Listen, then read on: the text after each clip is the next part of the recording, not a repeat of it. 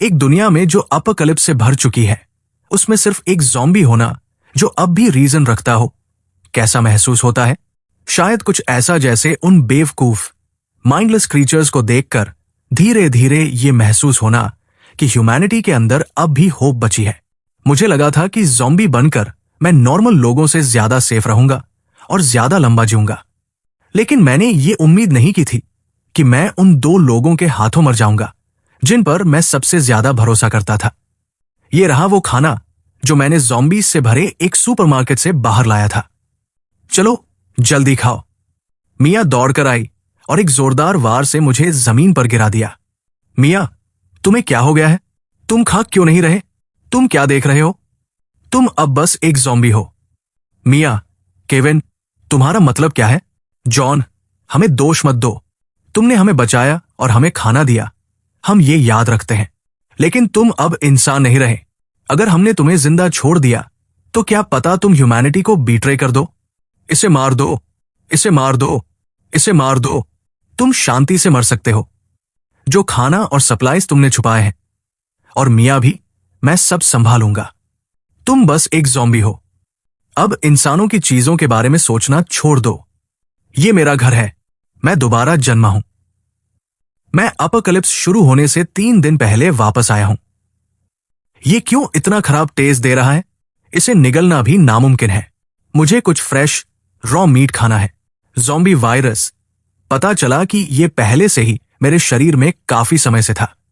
कोई भी मेरी फेट नहीं बदल सकता था। मैं फिर भी ज़ॉम्बी बनूंगा। ये मेरी स्टोरेज स्पेस है। ये भी मेरे साथ वापस आ गई है। पिछली जिंदगी में मैं सिर्फ एक रैशनल ज़ॉम्बी नहीं था, मेरे पास पर्सनल स्टोरेज स्पेस भी था। बस अफसोस ये है कि ये स्पेस अपोकलिप्स के बाद ही एक्टिवेट हुआ था। ज़ॉम्बीज को एनर्जी और स्ट्रेंथ बढ़ाने के लिए फ्रेश फ्लेश और ब्लड की जरूरत होती है। पिछली जिंदगी में ज्यादातर जानवर भी म्यूटेट हो गए थे और फ्रेश फ्लेश बेहद स्केर्स हो गया था। चूंकि मैं दोबारा जन्मा हूं और फिर भी ज़ॉम्बी बनूंगा, तो क्या इसका मतलब ये नहीं कि मैं पहले से ही ज्यादा फ्रेश फ्लेश खा सकता हूं? हेलो सेक्रेटरी, ध्यान से सुनो। 1 घंटे के अंदर कंपनी बेच दो। प्राइस मैटर नहीं करता, आधे प्राइस पर भी चलेगा। तुरंत बेच दो।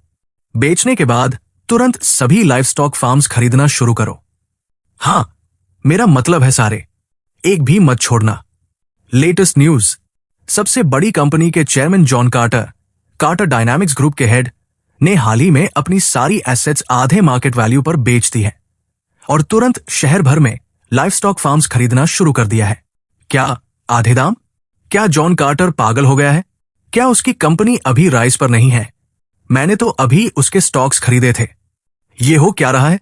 उसने एक बड़ी कॉर्पोरेशन बेच दी और 10 फार्म्स खरीद लिए। क्या वो अपने दिमाग में है भी? हेलो, सभी एनिमल्स पहले ही पूरी तरह स्लॉटर कर दिए गए हैं। उन्हें कहां डिलीवर करना है? सीधे मेरे घर के अंडरग्राउंड स्टोरेज में। ठीक है, मैं अभी सब अरेंज करता हूं और बाद में कांटेक्ट करता हूं। तो फिर वैसे ही करते हैं। अगर मैं तुम्हें अभी नहीं मारता तो क्या पता भविष्य में तुम ह्यूमैनिटी को बीट्रे कर दो। एक मेरी गर्लफ्रेंड है, दूसरा मेरा सबसे भरोसेमंद भाई। तो आखिर में बिट्रेयल किसने किया? जो कुछ तुमने मेरे साथ किया है, मैं उसका बदला 1000 गुना लौटाऊंगा। ह्यूमैनिटी को बीट्रे करना? ठीक है, इस जीवन में मैं सिर्फ ज़ॉम्बी नहीं बनूंगा, मैं उन सभी ज़ॉम्बीज का राजा बनूंगा जो सबको यूनाइट करेगा। बॉस, कुल मिलाकर 50,000 पिग्स, 30,000 काउस और 1 लाख चिकन्स सब स्लॉटर कर दिए गए हैं। इतनी जल्दी में सब कुछ ट्रांसपोर्ट करना शायद पॉसिबल नहीं होगा। आपकी अंडरग्राउंड स्टोरेज शायद इतना सब कंटेन नहीं कर पाएगी। कोई बात नहीं, रुको मत, बस सब कुछ यहां डिलीवर करते रहो, बाकी मैं संभालूंगा। जॉन कार्टर, तुम क्या कर रहे हो? मैंने सुना है तुमने अपनी कंपनी बेच दी और कई फार्म्स खरीद लिए, लेकिन तुमने उन फार्म्स के सारे एनिमल्स को स्लॉटर क्यों कर दिया? इतनी बड़ी मात्रा में फ्रेश मीट तुरंत सेल नहीं हो सकता, ये बस खराब हो जाएगा। ऐसा बिजनेस जीनियस इतना फूलिश डिसीजन कैसे ले सकता है? मेरे पास एक स्पेशल स्टोरेज है, मुझे इसकी चिंता नहीं है कि ये खराब हो जाएगा, क्योंकि ये सब मेरी अपोकलिप्स के बाद एनर्जी का सोर्स है। तुमने कंपनी क्यों बेची और इतना रॉ मीट क्यों खरीदा? क्या तुम घर में वुल्व्स पालने की योजना बना रहे हो? मैंने वुल्व्स नहीं रखे, लेकिन मेरे पास एक अनग्रेटफुल क्रीचर जरूर है। क्या मतलब? मिया ने कंफ्यूज्ड होकर पूछा। कुछ खास नहीं, बस याद दिला रहा हूं कि कोई है जो हर एक्शन देख रहा है। सेक्रेटरी ल्यू, ये बैच लगभग तैयार है। 9 बैचेस और बाकी है। उन्हें पुश करते रहो। सब कुछ 3 दिन के अंदर डिलीवर होना चाहिए। समझ गया बॉस। जॉन कार्टर, तुम इस पर पछताओगे। हम दोनों में से कौन पछताएगा, ये अभी तय नहीं है। मिया, जब दुनिया का अंत आएगा, मैं तुम्हें एक नाइटमेयर की तरह डर के साथ मरने पर मजबूर कर दूंगा। इतनी मात्रा में मीट और ब्लड मेरे लिए शायद लेवल 20 तक पहुंचने के लिए काफी है, और जब बाकी बैचेस आ जाएंगे तो लेवल 60 तक पहुंचना भी मुश्किल नहीं होगा। अपोकलिप्स के बाद ज़ॉम्बीज भी इवॉल्व कर सकते हैं, और जितना ज्यादा फ्रेश फ्लेश वो कंज्यूम करते हैं, उनका लेवल उतना ही ऊंचा होता जाता है। लेकिन तब तक ज्यादातर इंसान और जानवर पहले ही म्यूटेट हो चुके थे। सच में फ्रेश फ्लेश लगभग खत्म हो चुका था, इसलिए हाई लेवल ज़ॉम्बीज बहुत रेयर थे। चूंकि मैं पहले से ही ज़ॉम्बी वायरस से इन्फेक्टेड हूं, तो क्या इसका मतलब है कि मैं अभी से इवॉल्व करना शुरू कर सकता हूं? अगर ऐसा है, तो जब दुनिया का अंत शुरू होगा तो सबसे स्ट्रॉन्गेस्ट एग्जिस्टेंस क्यों न बनूं? ये कोशिश करने लायक है। ताकत बहुत ज्यादा बढ़ गई है, जैसा उम्मीद था। अब मैं सिर्फ मीट खाकर ही और स्ट्रांग हो सकता हूं। ये सच में लिमिटलेस स्ट्रेंथ है। ये मसल्स तो उस इंसान से भी ज्यादा स्ट्रांग है जिसने 10 साल तक ट्रेनिंग की हो। क्या टेरिफाइंग पावर है। सिर्फ इतना ही नहीं, मैं अभी भी पूरी तरह कॉन्शियस हूं। अगर मैं एक नॉर्मल इंसान होता और अपोकलिप्स में ऐसे ज़ॉम्बी से मिलता, तो मैं सोच भी नहीं सकता कि वो कितना डेस्परेट महसूस होता। खुशकिस्मती से ये ज़ॉम्बी मैं हूं। ये सब खाने के बाद मैं कितने लेवल्स गेन कर सकता हूं? ये क्या हो रहा है? मैं पहले ही लेवल 20 तक पहुंच चुका हूं और इतना सारा मीट खा चुका हूं। फिर भी मैं लेवल 21 तक क्यों एडवांस नहीं हुआ? सही है, अब मुझे याद आया। लेवल 20 पर पहुंचने के बाद एक ज़ॉम्बी को आगे इवॉल्व करने के लिए एक गोल्डन रिवर यूएन चाहिए होता है। लेकिन ये गोल्डन रिवर यूएन सिर्फ अपोकलिप्स शुरू होने के बाद ही दिखाई देता है। इसका मतलब है कि मैं अभी के लिए इस मीट को स्टोर कर सकता हूं और आगे तब जारी रखूंगा जब मुझे गोल्डन रिवर यूएन मिल जाएगा। हालांकि लेवल 20 पहले ही अपोकलिप्स के शुरुआती स्टेजेस में रूलर की तरह चलने के लिए काफी है। क्या हुआ? मैंने पूछा। बॉस, बुरी खबर है। आखिरी बैच के गुड्स को एक सीरियस प्रॉब्लम का सामना करना पड़ा है। दूसरी तरफ से जवाब आया। उन्होंने मुझे बताया कि प्राइस अचानक बढ़ा दिया गया है और अब वो 3 गुना ज्यादा मांग रहे हैं, वरना वो गुड्स नहीं देंगे। मैंने शांति से जवाब दिया, ठीक है, मैं बाद में डील कर लूंगा। लेकिन अंदर ही अंदर मुझे पहले से पता था कि ये सिर्फ लालच नहीं था। जब मैं वहां पहुंचा, उन्होंने मुझे स्मर्क्स के साथ ग्रीट किया। तुम जॉन कार्टर हो, कार्टर डायनामिक्स ग्रुप के हेड। क्या तुम सच में इस तरह के पैसे को लेकर परेशान हो? मैंने कुछ नहीं कहा और बस उन्हें देखता रहा, जबकि वो दबाव बनाते रहे। अरे, तो तुम्हें गुड्स नहीं मिलेंगे। हर सेकंड के साथ उनका एरोगेंस बढ़ता जा रहा था। वो अब ये छुपाने की कोशिश भी नहीं कर रहे थे कि वो मुझे फंसा रहे हैं। तभी मैंने उनकी असली प्लान सुन ली। उन्होंने विक्टर केन को जानबूझकर प्राइस बढ़ाने के लिए पैसे दिए थे और बाद में पैसे बांटने की योजना बनाई थी। आखिर में हम प्रॉफिट भी कमाएंगे। उनमें से एक ने स्मर्क के साथ कहा, पूरी तरह अनजान कि मैं सब कुछ सुन सकता हूं। एक तरफ एक कपल पहले से ही सेलिब्रेट कर रहा था। साफ था कि वो बाद में होटल जाने की योजना बना रहे थे। उस पल मुझे पूरी तरह समझ आ गया कि ये बिजनेस पार्टनर्स नहीं, बल्कि सीधे सीधे ट्रेटर्स हैं। उन्होंने फिर मांग की, चलो पैसे दो, समय बर्बाद मत करो। अब उनकी आवाज में साफ थ्रेट था। मैंने शांति से पूछा, अगर मैं पैसे न दूं तो? एक ठंडी हंसी आई। तो तुम यहां से जिंदा नहीं जाओगे। मैं आगे बढ़ा और धीरे से कहा, मुझे लगता है आज तुम में से कोई भी यहां से नहीं जाएगा। उन्होंने एक दूसरे की तरफ देखा, फिर उनमें से एक ने हाथ हिलाया। ये खुद ही मुसीबत मांग रहा है, इसे खत्म करो। उनकी नजरों में मैं पहले से ही एक मरा हुआ आदमी था और वो इसे छुपाने की कोशिश भी नहीं कर रहे थे। वार सीधे मेरे दिल में लगा, फिर भी मैं बिल्कुल नहीं हिला। उनमें से एक ने फुसफुसाया, बॉस, ये खून नहीं बहा रहा। और उसी पल मैंने पहली बार उनके चेहरों पर असली डर देखा, क्योंकि उन्हें एहसास हो गया था कि वो अब इंसान से डील नहीं कर रहे हैं। उनमें से एक ने घबराकर कहा, चाकू सीधे इसके दिल में गया। ये कैसे मुमकिन है कि खून की एक बूंद भी नहीं है? मैंने सिर उठाया और शांति से कहा, चूंकि तुम सबने मुझे मारने का फैसला किया। फिर मैं एक कदम आगे बढ़ा और खत्म किया, तो मैं भी अब पीछे नहीं हटूंगा। घबराहट तुरंत फैल गई और वो पीछे हटने लगे। उनमें से कुछ पहले ही चिल्ला रहे थे, भागो। मैं हल्का सा मुस्कुराया और धीरे से कहा, भागने की कोशिश कर रहे हो? क्या सच में तुम्हें लगता है कि तुम मुझसे बच सकते हो? हालांकि मैं इस तरह की चीजें नहीं खाता, लेकिन जब अपोकैलिप्स शुरू होगा तो इन बॉडीज का इस्तेमाल कुछ ज़ॉम्बी सबऑर्डिनेट्स इकट्ठा करने और उन्हें खिलाने के लिए किया जा सकता है। उसके बाद मैंने फोन उठाया और कहा, सब कुछ ठीक है, तुम लोग आकर गुड्स कलेक्ट कर सकते हो। समय लगभग आ गया है। अपोकैलिप्स आने में आधे दिन से भी कम बचा है। एक नए एरा में कदम रखने का समय आ गया है। तुम छोटे ट्रबल मेकर सुबह सुबह मुझे परेशान कर रहे हो, मुझे आराम भी नहीं करने दे रहे। मैंने तुम्हें याद किया। ये कौन है? इतनी सुबह कौन कॉल कर रहा है? तुमने क्या कहा? विक्टर केन और बाकी सब मर चुके हैं। बॉस, आपने कंपनी बेच दी, अब आपको मेरी जरूरत नहीं है। मुझे मत निकालिए। बिल्कुल नहीं निकालूंगा। तो फिर आपने अपना आखिरी पैसा सुपरमार्केट खरीदने में क्यों खर्च किया? आप मेरी सैलरी कैसे देंगे? मैंने ये सुपरमार्केट तुम्हारे लिए खरीदा है। कांच पहले ही बुलेट प्रूफ से बदल दिया गया है, दीवारों को भी मजबूत किया गया है। अंदर जाओ और अभी के लिए वही रहो।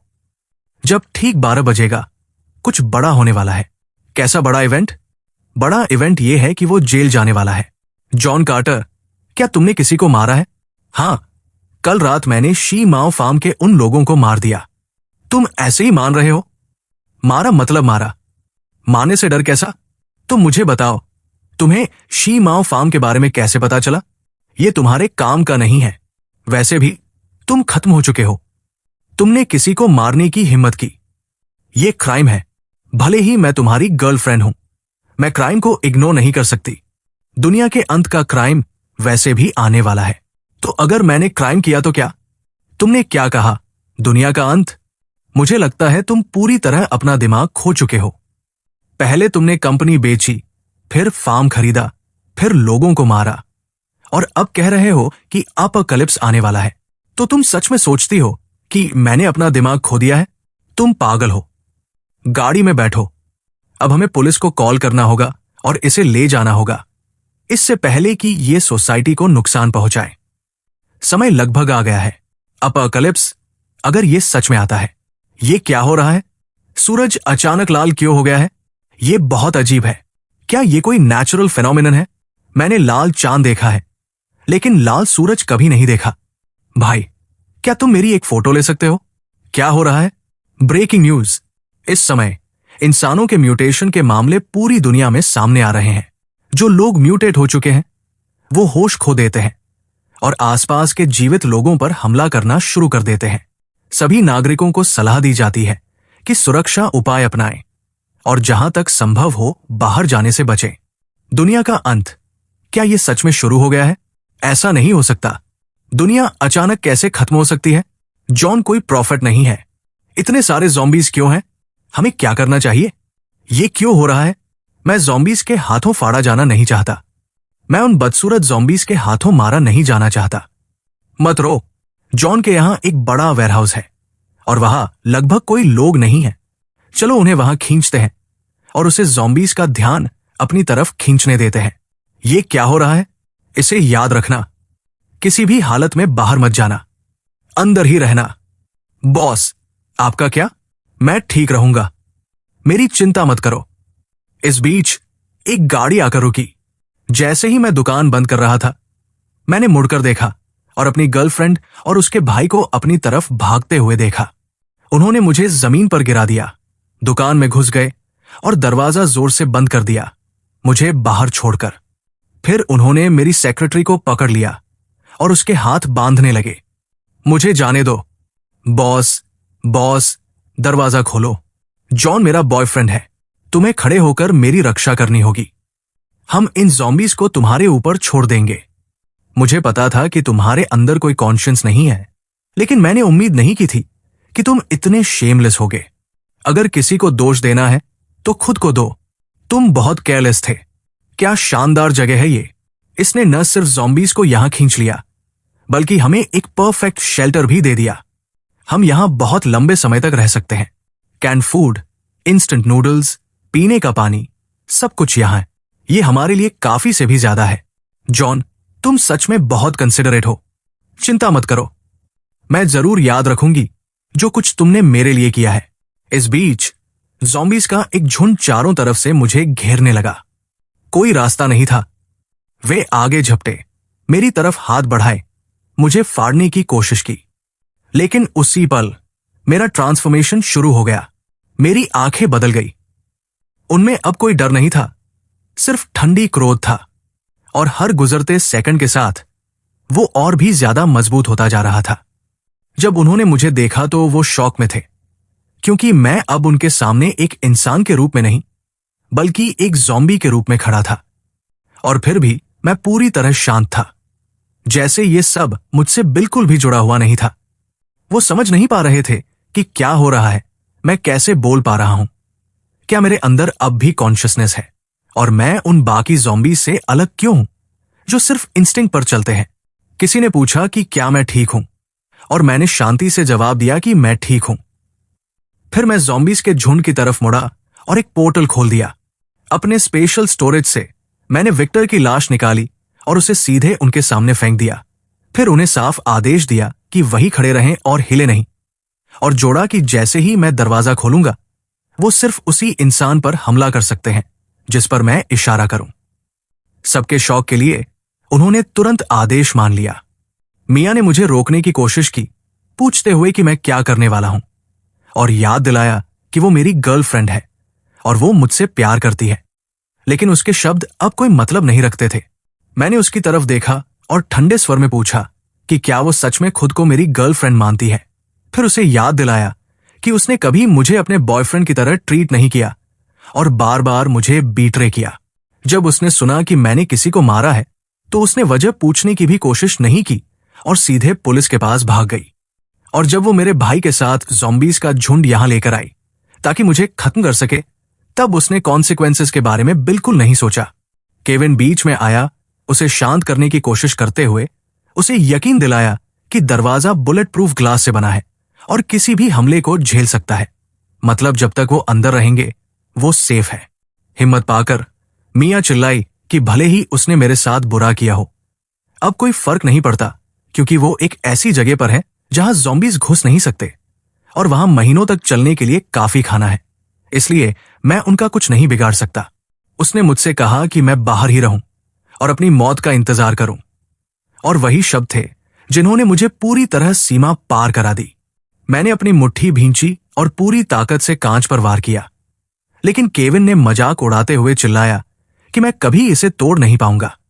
फिर भी मैं बार बार उसे मारता रहा, हर वार में अपना सारा गुस्सा डालते हुए, जब तक कि वो कांच जो पहले अटूट लगता था आखिरकार टूट कर बिखर नहीं गया। उसी पल ज़ॉम्बीज का झुंड अंदर घुस आया और केविन और मिया डर से चिल्लाने लगे। तुरंत उनकी सारी हिम्मत खत्म हो गई। मिया बेकाबू होकर रोते हुए मुझसे विनती करने लगी कि मैं उसे न मारूं, याद दिलाते हुए कि वो मेरी गर्लफ्रेंड है, जबकि केविन अपना सारा घमंड भूलकर दया की भीख मांगने लगा, वादा करते हुए कि अगर मैंने उसकी जान छोड़ दी तो वो मेरा सर्वेंट बन जाएगा। मैंने शांति से उनकी तरफ देखा और उन्हें बताया कि उन्हें यह बहुत देर से समझ आया है। ज़ॉम्बीज धीरे धीरे पास आने लगे और उनकी चीखें और भी तेज और डेस्परेट होती गई। उन्होंने ज़ॉम्बीज से दूर रहने की भीख मांगी और दया की गुहार लगाई, लेकिन तभी एक गन शॉट गूंजा और एक ज़ॉम्बी जमीन पर गिर गया। मैंने तुरंत समझ लिया कि कुछ बदल गया है।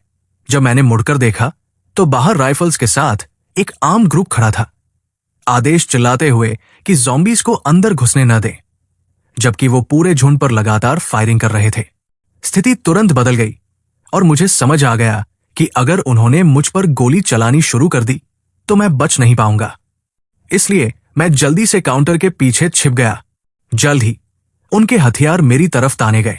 मैंने समझाने की कोशिश की कि वो गलत है, लेकिन तुरंत मुझे चुप रहने को कहा गया, वरना वही गोली मार दी जाएगी। उसी पल केविन ने मौके का फायदा उठाया और चिल्लाया कि मुझे मार दो, और मुझे समझ आ गया कि अब मेरे पास कोई विकल्प नहीं बचा है। मैं आगे की तरफ दौड़ा और उन्होंने तुरंत गोलीबारी शुरू कर दी। मैं अपनी सेक्रेटरी की तरफ भागा, उसे अपनी बाहों में उठाया और उसे कसकर पकड़ने को कहा। फिर मैंने अपना हेलमेट पहना और अगले ही सेकंड एक गोली मेरे सिर पर लगी, लेकिन कोई नुकसान नहीं कर पाई।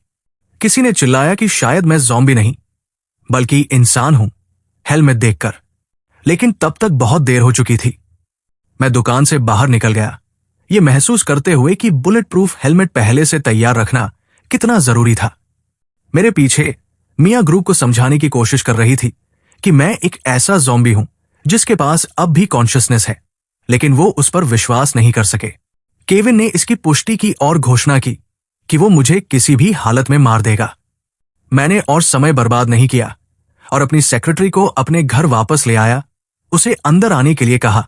लिन ने लाइट जलाई और मैंने देखा कि उसका अपार्टमेंट छोटा लेकिन आरामदायक था। मैंने उसे वहां रहने और मेरा इंतजार करने को कहा, जबकि मैं बाहर सप्लाईज इकट्ठा करने जा रहा था, क्योंकि मेरी पिछली जिंदगी में वही थी जिसने मुझे बचाया था, लेकिन बाद में ज़ॉम्बी द्वारा मारी गई थी। इस बार मैं चीजों को अलग बनाना चाहता था और यह सुनिश्चित करना चाहता था कि इस दुनिया में जिंदा रहने के लिए उसके पास हर चीज हो। उसने धीरे से मेरा हाथ पकड़ा और मैं अब भी उसकी आंखों में डर देख सकता था जब उसने धीरे से पूछा कि क्या यह सच है कि मैं उसे नहीं खाऊंगा। मैंने उसकी तरफ हल्की मुस्कान के साथ देखा और शांति से कहा कि भले ही मैं अब एक ज़ॉम्बी हूं, मेरा इंसानों को खाने का कोई इरादा नहीं है। आंसू रोकते हुए उसने मुझसे पूछा कि मैं ऐसा क्यों बन गया, और उसकी आवाज में उलझन से ज्यादा डर था।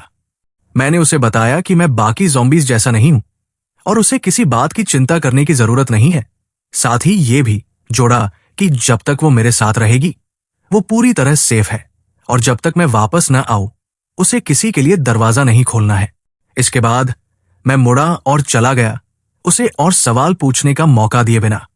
जब मैं सड़कों से गुजर रहा था, मैंने देखा कि ज़ॉम्बीज सच में मुझ पर कोई ध्यान नहीं दे रहे थे, जैसे कि मैं उनके लिए बिल्कुल मौजूद ही नहीं हूं।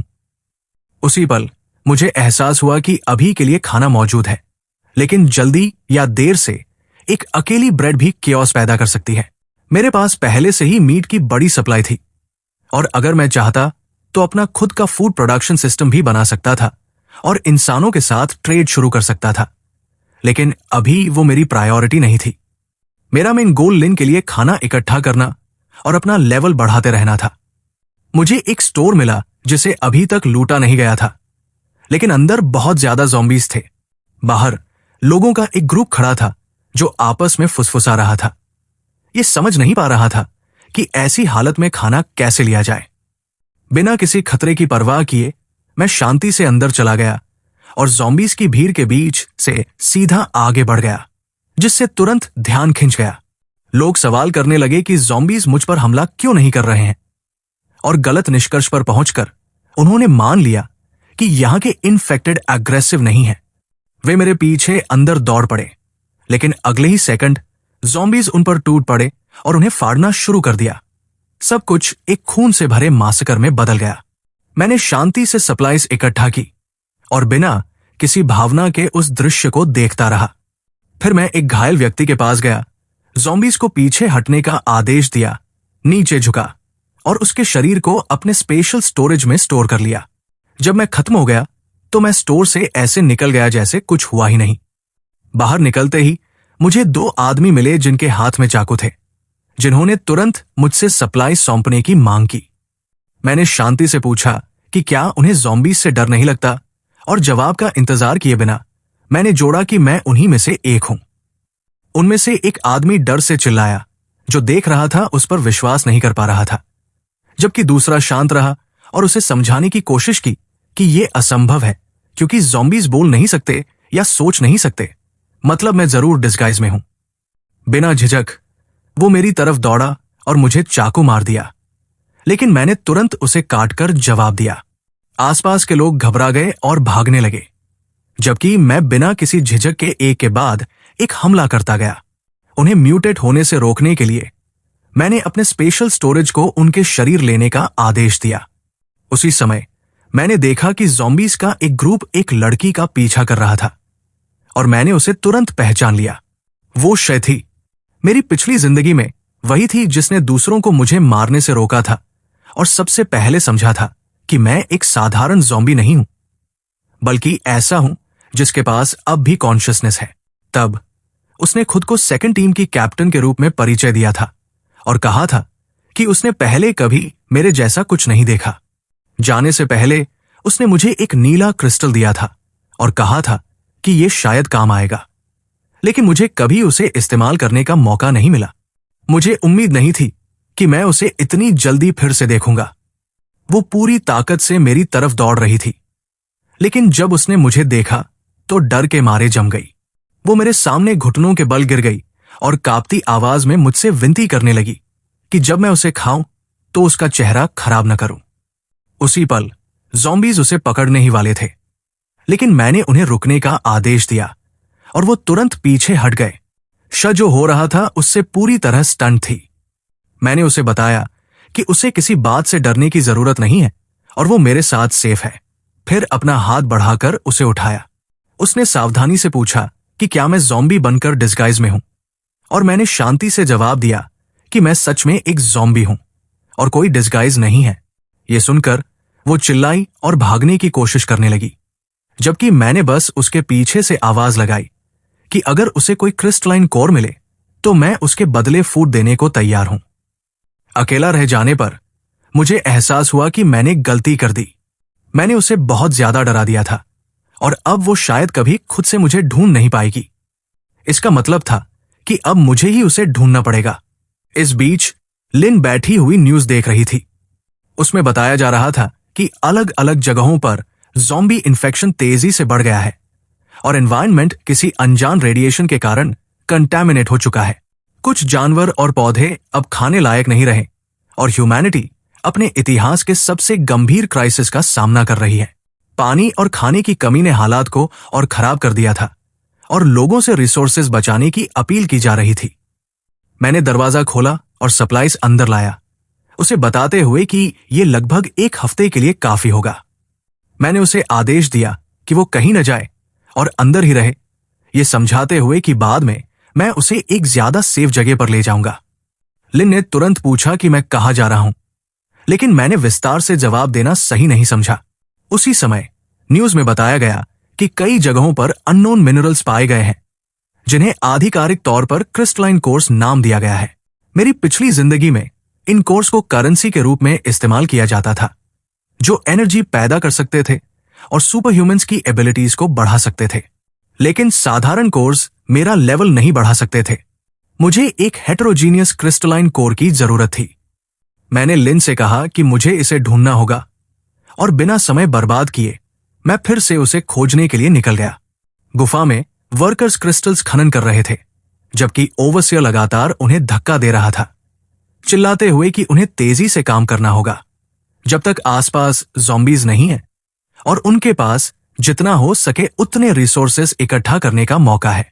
आखिरकार एक वर्कर का सब्र टूट गया और उसने पूछा कि इतनी जल्दी किस बात की है, जब उनके पास डूम्सडे बेस है जहां वो सुरक्षित रह सकते हैं।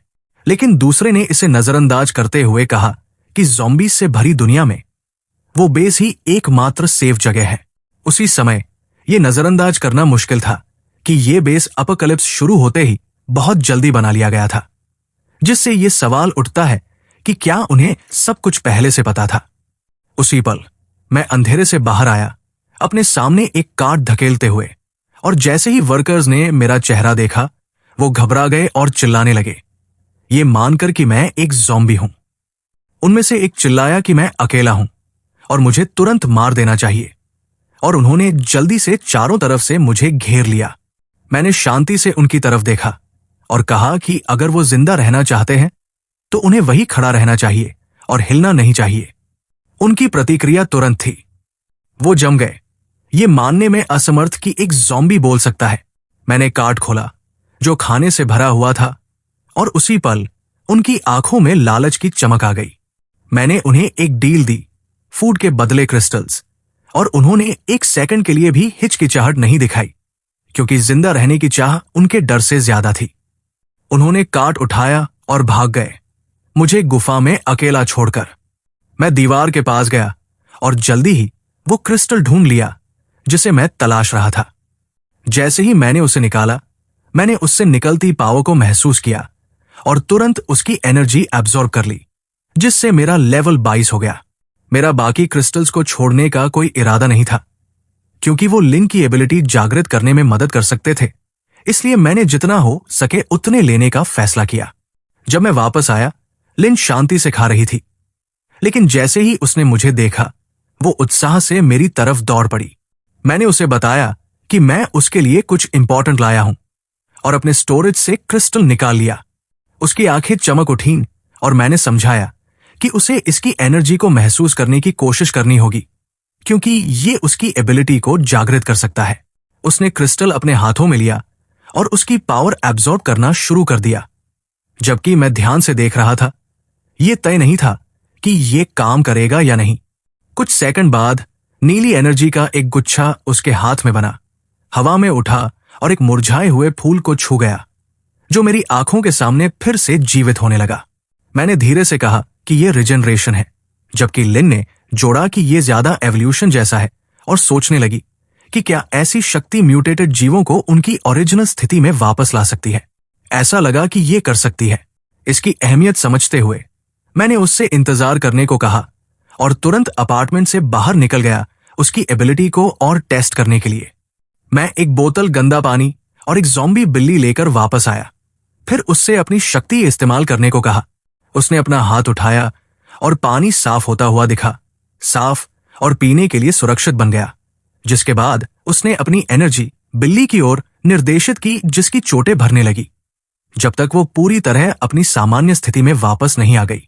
उसने उत्साहित होकर कहा कि जीवित प्राणी भी इवॉल्व कर सकते हैं, जिसका मतलब है कि शायद मुझे भी मेरी ओरिजिनल स्थिति में वापस लाया जा सकता है। जब उसने मुझ पर अपनी एबिलिटी इस्तेमाल करने की कोशिश की, तो उसे जल्द ही एहसास हुआ कि ये ना इंसानों पर काम करती है, ना ज़ॉम्बीज पर, और खुद को रोक नहीं पाई। वो टूटकर रोने लगी और खुद को बेकार कहने लगी। मैंने उसे सांत्वना देने की कोशिश की, उसे बताया कि उसकी एबिलिटी बेहद कीमती है और पहले ही बहुत कुछ बदल सकती है। उसके बाद मैंने अपने स्टोरेज से मांस निकाला और खाना शुरू कर दिया, क्योंकि मेरे शरीर को एनर्जी की जरूरत थी। मैंने तेजी से और लालच से खाया जब तक मैं पूरी तरह भर नहीं गया, और उसी पल मैंने महसूस किया कि मेरा लेवल फिर बढ़ गया और 30 तक पहुंच गया। एक क्रिस्टलाइन कोर एब्जॉर्ब करने के बाद मुझे एहसास हुआ कि यह अभी भी काफी नहीं है और लेवल 100 तक पहुंचने के लिए मुझे कम से कम 7 और चाहिए होंगे। मैंने लिन से कहा कि मुझे फिर से जाना होगा, लेकिन जब मैं वापस आऊंगा तो मैं उसे कहीं सुरक्षित जगह ले जाऊंगा जहां उसे खाने या पानी की चिंता नहीं करनी पड़ेगी। बाहर कदम रखते ही मैंने ज़ॉम्बीज की ओर मांस का एक टुकड़ा फेंका और वे तुरंत उसकी तरफ दौड़ पड़े, ये साबित करते हुए कि भले ही उनमें बुद्धि की कमी है, फिर भी उन्हें खाने के जरिए नियंत्रित किया जा सकता है। मैंने उन्हें आदेश दिया कि अबैंडन फैक्ट्री को पूरी तरह सुरक्षित शेल्टर में बदल दें, साथ ही पशुपालन और फसल कल्टीवेशन के लिए जगह तैयार करें, ये वादा करते हुए कि जो बेहतर काम करेगा उसे ज्यादा खाना मिलेगा। अजीब बात यह थी कि वे तुरंत काम में लग गए, मलबा साफ करने लगे और जगह को साफ करने लगे, और उनके कामों में हल्की सी बुद्धि के अवशेष दिखाई दे रहे थे। जब मैं ये सब कर रहा था, लिन अकेली रह गई और जल्द ही उसने किसी को दरवाजा तोड़ने की कोशिश करते हुए सुना। बाहर के लोगों ने उससे दरवाजा खोलने की मांग की, ये दावा करते हुए कि उन्हें पता है कि उसके पास खाना है। पहले उन्होंने शांत रहने की कोशिश की, लेकिन जल्दी ही धमकियों पर उतर आए। उन्होंने दरवाजा तोड़ना शुरू कर दिया और डर से भरकर लिन टूटकर रोने लगी और मुझे पुकारने लगी। दरवाजा ज्यादा देर तक नहीं टिक पाया और वे अंदर घुस आए। खाने की तलाश में अपार्टमेंट को उलट पुलट कर दिया, लेकिन कुछ नहीं मिला। लिन सोफे पर सिमट गई, जबकि 4 आदमी उसे शिकारी की तरह घूर रहे थे और पूछ रहे थे कि उसने खाना कहाँ छुपाया है। जब उसने कहा कि उसके पास कुछ नहीं है, तो उनमें से एक ने चाकू निकाल लिया और उसे धमकाने लगा। उसी पल मैं प्रकट हुआ और जोर से कहा कि खाना है और जो भी चाहता है आकर ले सकता है। लोग तुरंत बालकनी की ओर दौड़े और बाहर ढेर सारा खाना देखा और उनकी लालच ने तुरंत उन्हें घेर लिया। मैंने उनसे कहा कि वे जितना चाहे ले सकते हैं, लेकिन पहले उन्हें नीचे जाना होगा। वे बाहर भागे और खाने पर टूट पड़े, ये समझे बिना कि ये एक जाल है। यही वही पल था जिसका मैं इंतजार कर रहा था, क्योंकि उसी क्षण मैंने ज़ॉम्बीज का एक झुंड बुलाया और उन्होंने लोगों पर उसी भूख और क्रूरता से हमला किया जिस भूख और लालच से लोग खाने की ओर दौड़े थे। दोस्तों, अगर आपको यह कहानी पसंद आई तो कमेंट करें और लाइक करें, और मैं जितनी जल्दी हो सके अपडेट जारी करूंगा। देखने के लिए धन्यवाद।